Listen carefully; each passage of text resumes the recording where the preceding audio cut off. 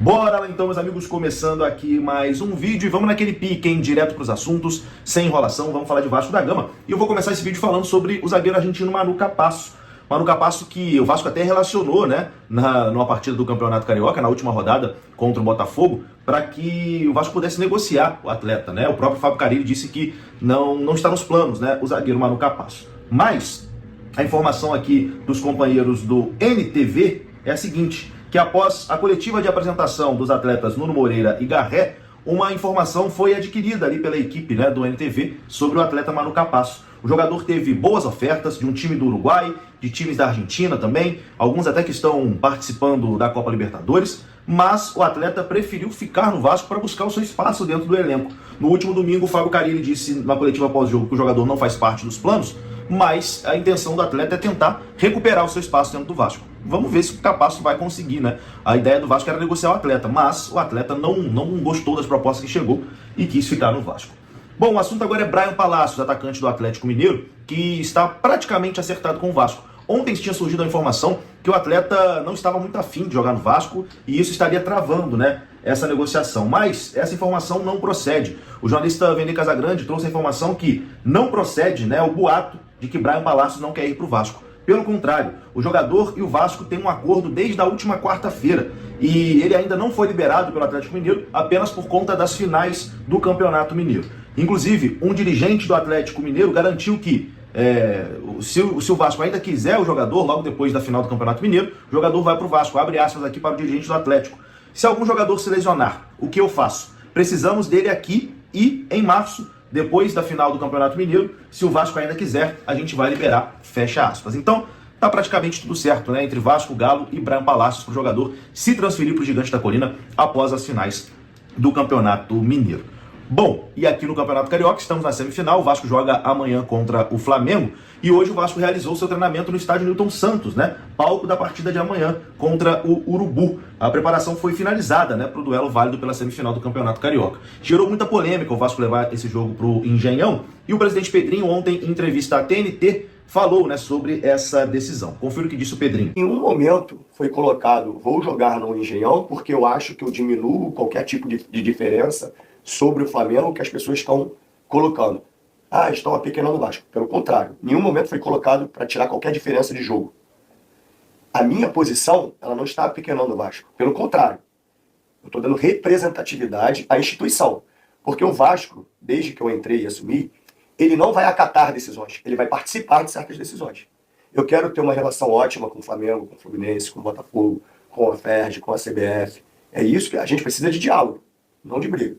Como não teve diálogo, eu precisava ter um local para jogar. E aí a gente solicitou o Botafogo. Quando a gente mandou ofício para a FERJ e isso é divulgado, já era tarde para qualquer tipo de outra situação, porque a decisão já está tomada.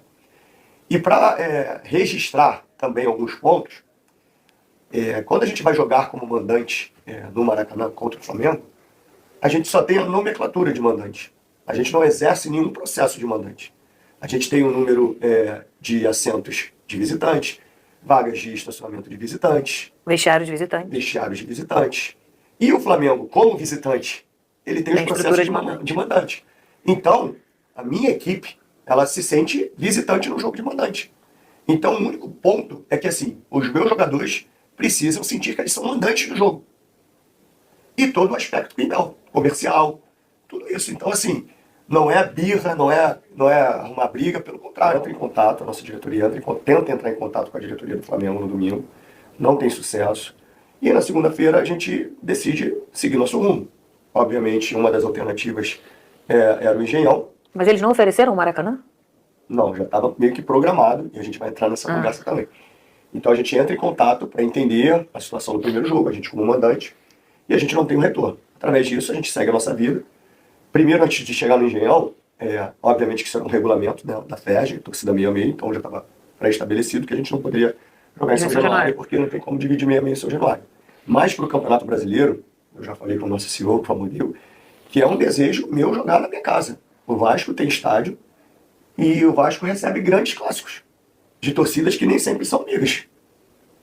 E os clubes conseguem chegar, os ônibus chegam com tranquilidade, não tem briga ao redor do estádio. Por que que o Vasco não pode jogar certos clássicos em São Januário? Isso vai ser uma das minhas brigas, porque eu não quero jogar em São Januário. Eu tenho casa para jogar, eu tenho direito de jogar ali. Nesse caso específico da Federação, da FERJ, não, porque foi assinado um contrato que o estádio teria que ser meio a meio. E aí a gente solicita o Botafogo, porque tem uma boa relação com o Botafogo, todas as vezes que nós precisamos, a gente solicitou o Botafogo. E aí, obviamente, quando a gente solicita o Botafogo, a gente tem uma consulta técnica, porque não é só uma decisão administrativa, porque a gente está falando de um gramado diferente. Então, como tem uma posição administrativa, mas tem uma interferência técnica, eu tenho que consultar os atletas. E a maioria, grande massa, decidiu pelo Engenhão. Tá aí, eu concordo, tá, com as palavras do Pedrinho. Acho que ele agiu muito bem nessa situação de Maracanã, Engenhão e também nessa declaração sobre o Vasco mandar os seus clássicos em São Januário. Pedrinho também falou sobre o processo de recuperação judicial que o Vasco entrou. Confira só. O administrador da RJ e os meus bens, eles podem ser bloqueados pela justiça se tiver fraude, gestão temerária e corrupção. Então, eu acho que isso é a maior prova do compromisso que eu tenho com a instituição. Porque não vai ter corrupção, não vai ter fraude e não vai ter gestão temerária. Mas, além de tudo, é uma confiança muito grande na sua equipe, né? Eu confio Porque, no muito, fim, não é só sobre você. não é só sobre mim, é sobre o meio equipe.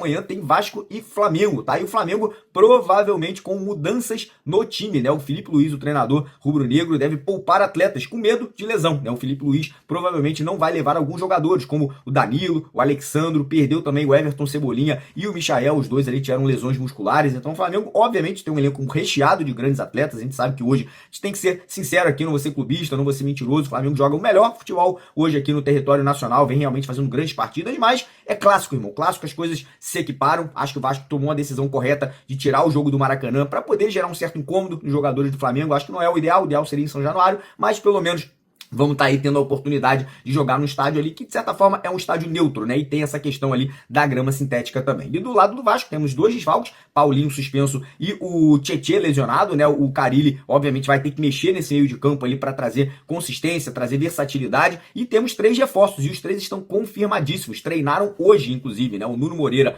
o Benjamin Garré e o Lloyd Augusto estiveram lá no Engenhão, participaram normalmente das atividades. Inclusive, um jogador que eu tenho uma certa proximidade me confirmou, ficou impressionado ali com a vontade, com a força do Lloyd Augusto. Parece que é um cara muito rápido, um cara muito ágil, um cara que tem também um drible ali muito interessante. E o cara, agora é isso, agora é o Carille realmente colocar em campo que ele entende que vai ser o melhor time. O Vasco pode jogar um esquema um pouquinho diferente, né? O Carille pode entrar com 3 volantes ali, o Moura, Matheus Cocão e o Jair, né? O Jair que vinha sendo reserva, e aí dando liberdade pro Coutinho e entrando ali com o Garré ou com o Nuno ou com o Lloyd para ser ali um segundo atacante ao lado do Verrete. Mas isso é apenas uma suposição, tá? O Carille ainda não confirmou o time, não vai confirmar até a hora do jogo, né? A tendência é que a gente só saiba realmente a escalação ali, faltando uma horinha para a partida começar. E é isso, cara. Eu tô muito confiante. Acho que pode sim fazer um grande jogo. Acho que esse elemento surpresa, ou esses elementos de surpresa que nós teremos aí, que são esses 3 atacantes, podem trazer uma pimenta a mais, algo a mais para essa partida. E agora é acompanhar nessa reta final de preparação para o Vasco buscar essa vitória amanhã, né? Lembrando que uma vitória amanhã coloca o Vasco em vantagem para a semifinal, né? Para poder buscar essa classificação para a final do Campeonato Carioca.